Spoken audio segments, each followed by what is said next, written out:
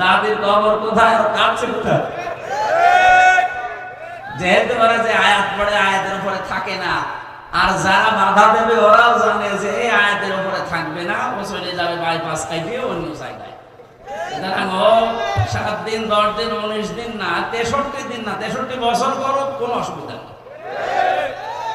তো সমস্যা হচ্ছে যারা কোরআনে কারিমের আয়াত পড়ার পরে আয়াতের যে বিশ্লেষণ আছে বাস্তবের সাথে মিলিয়ে কথা বলতে গেলে তখন জালেমরা বলছে যে আমাদের কোনো উপকার নেই, আমাদের শুধু ক্ষতি বৃদ্ধি হবে, কারণ আমাদের উপকার করার মতো কোনো আয়াত কোরআনে আল্লাহ দিয়েছে বলেন।